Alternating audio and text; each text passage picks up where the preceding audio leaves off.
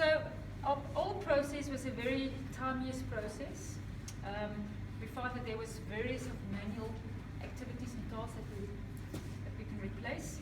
There was a recapture of data, orders that had to be recaptured. It was a slow process, and there was also a lack of visibility from the bank's perspective on the orders. Where are we on our orders? Okay. That was the problems that we've identified. Okay, and then we worked with our opportunities, and the cost point of view, we've reduced our operational costs with our top two mitigating actions, integrating a cash flow system with the bank, our cash flow system with the bank, and automating the order packing process. That reduces our headcount costs quite significantly, so our automatic processing is a cheaper operation. And it also improves the accuracy. Accuracy, yes. Thanks. Okay. All right. So, if we take a look at the service point of view,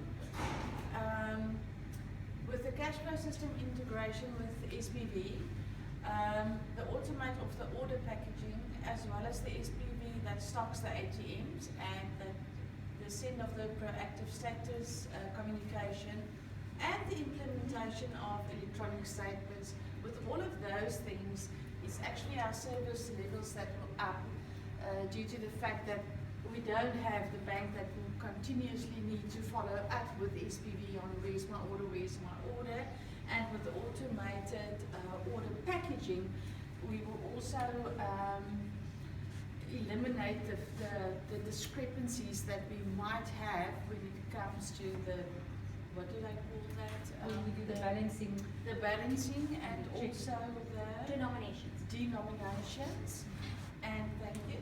And yeah, and with SPV that stock the ATMs, for instance, it's not something that the bank will need to do, so we get rid of this handover at the service point and check balance, cash, and all of those type of things.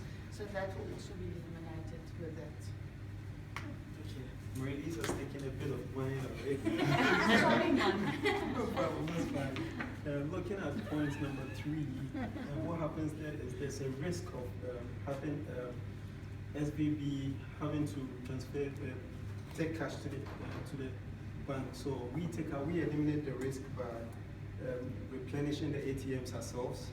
So the replenishing of the ATMs is done within the bank by themselves. So by doing that, we end up increasing cost. We end up increasing revenue by charging a bit more. Okay, so I'm last. So looking at the 2B process, we looked at all the marks or processes that actually added value to the customer. So for instance, a customer following up an order had no value to the customer. We also wanted to achieve, or the objective was to have cash available when and where the customer wanted it. So we looked at streamlining the processes as the team had just explained. And yeah, I think that's it. I don't know, unless I walk through the process. Walk us through your solution. Okay, so obviously the triggering process, or the first interaction, was a need for cash, where that was an automated process where we looked at the customer, with the interface with the customer systems, being able to look at certain thresholds and trigger an order automatically into ours. And then from there we could pretty much schedule that order against that, or for that customer. And then that would also trigger off the whole packing process, which we also made automated, which someone explained earlier, and that reduced errors. So we had a lot of duplication issues. And then we could kick off the manual process of loading the vehicle, collecting your firearms and other necessary devices, loading the vans, going out through to the stock or ATMs and filling them. That was the extra revenue piece. And then returning to the base, doing the end of day recon. What else do I have to go through? And then generate the statement, thanks. And then this is just the customer experience interacting with the ATMs, where he's going to the ATM, he's requesting his cash, and he receives his cash in the required denominations.